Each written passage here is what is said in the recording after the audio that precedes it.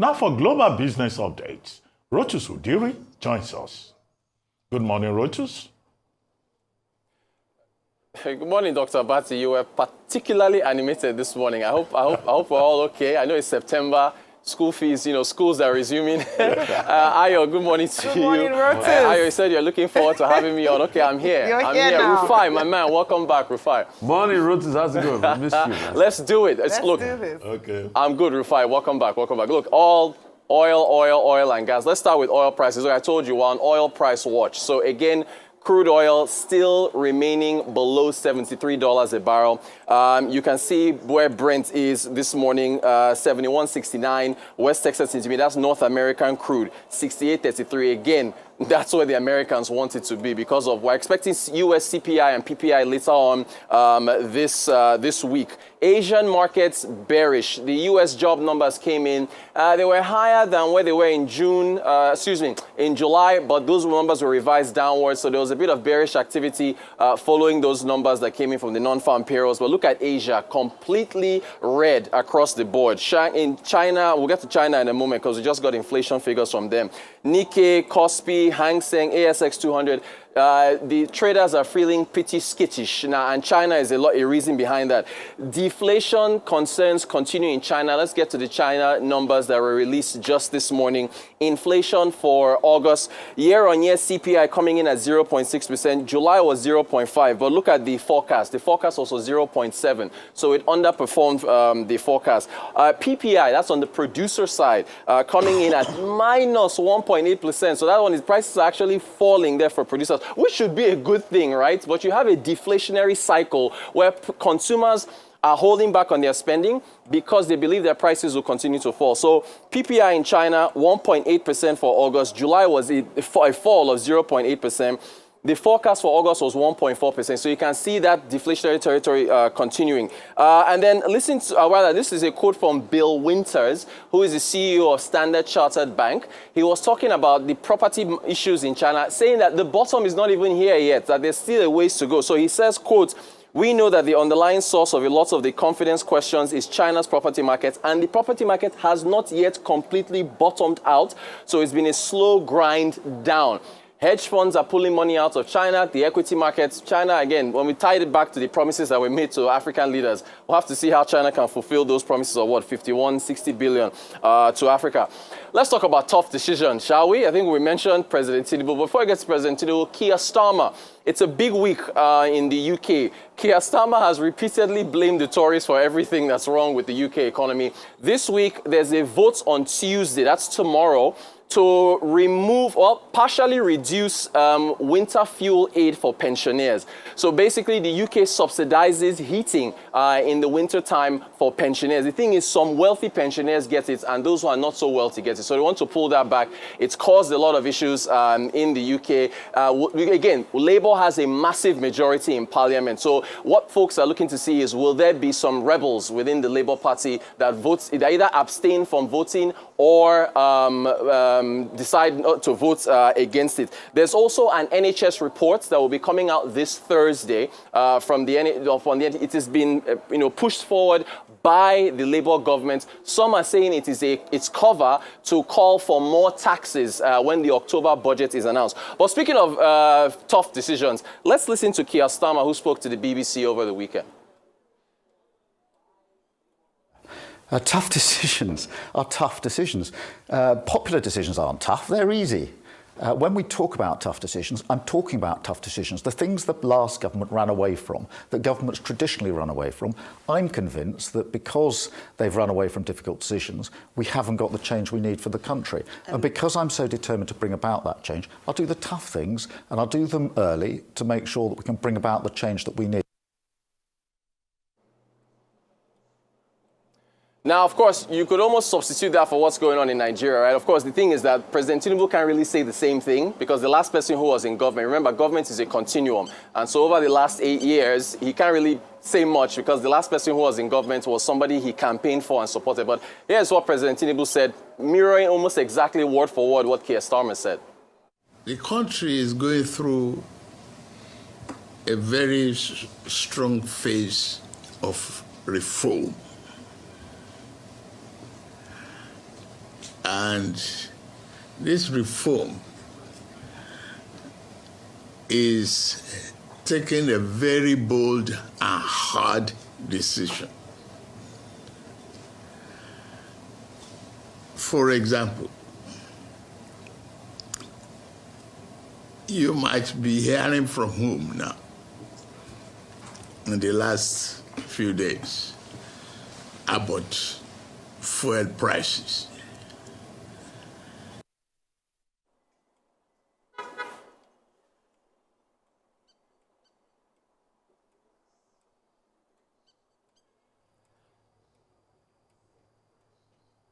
So, okay, actually, there should have been a little bit more about that on fuel prices. The president basically saying that essentially, if you want development, good roads, education, what he was mentioning what was in China, you basically have to make the tough decisions. Apple is going to be announcing artificial intelligence updates later today.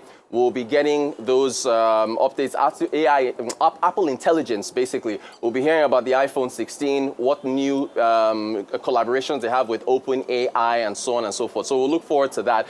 Back to Nigeria. For the rest of this way, it is all fuel, fuel, fuel. Dr. Abati this morning was talking about the confusion between what's going on with the NNPC and the Dangote refinery, particularly on fuel price, on what the PMS price is supposed to be. NNPC, as we know, has come out to say, look, we are not going to be the sole buyer of petrol from the Dangote refinery.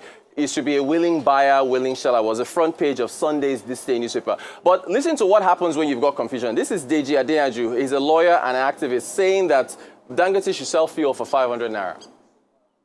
Importers of petrol to the country, they say landing cost is 1,117 per litre. Unofficial. So it means government subsidizes the rest, right? Unofficial. Now, Dangote wants to be selling crude oil from his refinery at 1,300 per litre. Which is better? Is it not better for us to continue buying the fuel, bringing the fuel, landing it at 1,117 than to buy at Dangote? What do you have against the Dangote refinery? Absolutely nothing. I think that some critical stakeholders have done a deal somewhere and that they want to start subsidizing Dangote.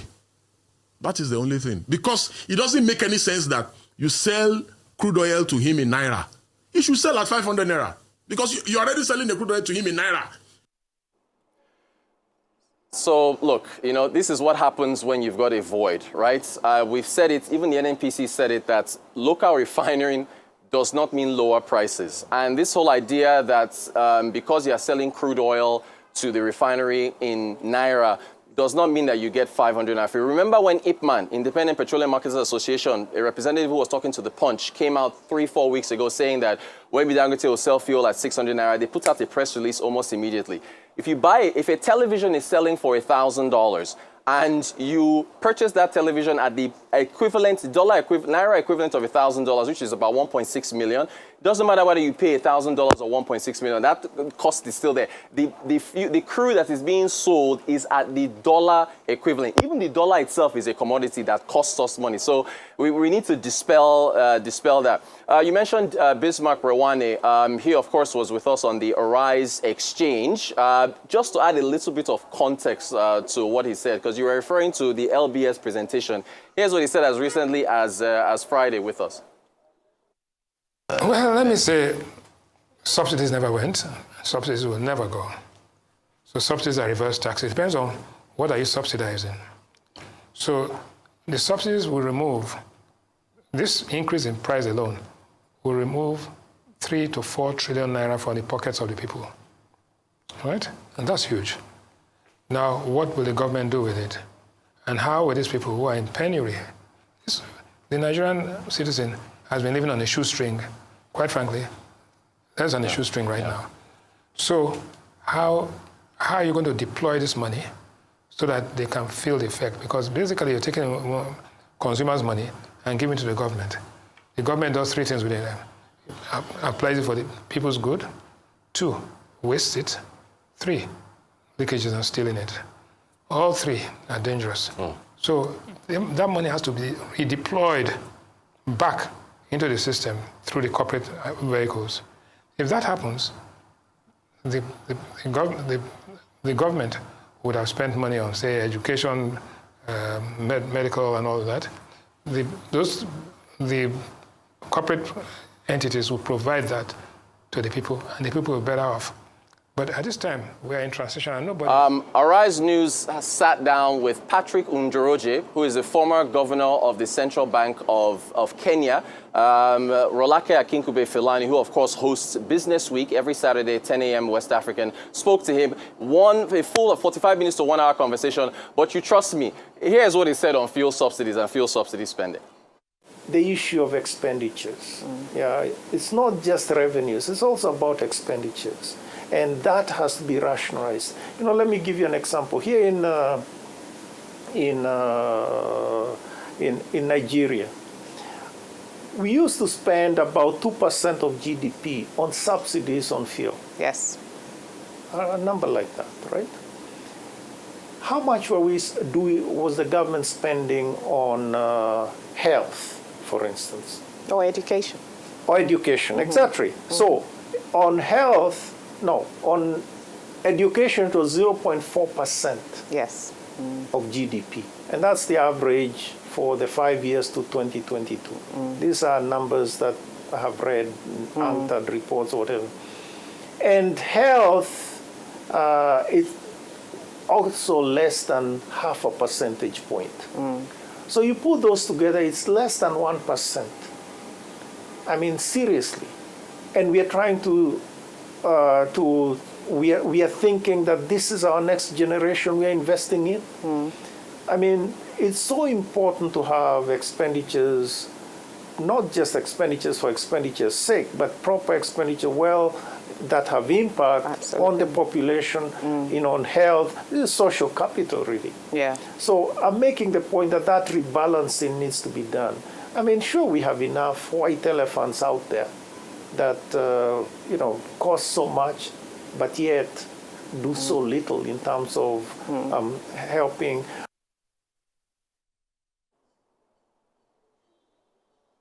All right, and I guess we already previewed this last week. UTM FLNG Limited finally got their license from the Midstream Downstream Petroleum Regulatory Authority. Julius Rune, Group Managing Director, CEO, here's what he said. 2028 is called sail away, which means if the FLNG will sail out from the shipyard and get to its location, and then you commence installation and commissioning. The first gas will be out first quarter 2029. It's bringing 500,000 tons, which will be domesticated. We're not going to export it. We're going to use it to support the domestic market. That is the first benefit for Nigeria, and that will reduce the pressure on forex, and it will drastically reduce the price of cooking gas to the last mile in every home in the country.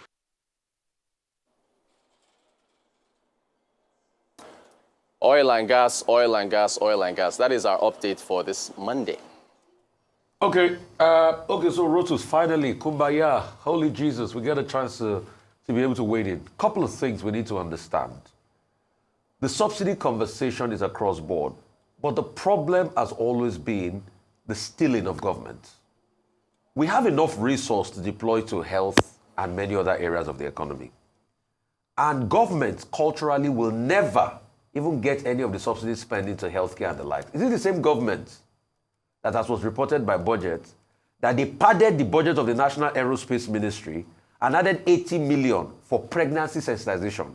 Which aerospace ministry in the world, aerospace agency, does pregnancy sensitization, if that's not a case of budget padding? So culture, we eat strategy for breakfast. So all of you Bretton Woods bourgeoisie thinking economists that think government will take the subsidy spendings and save that money and use it for healthcare, you are very, very, very, very wrong. They will never do it. They will still eat that money. The question I asked you the last time is, the 4 trillion in the books of the NMPC that they used to service moribund refineries, can those monies be saved?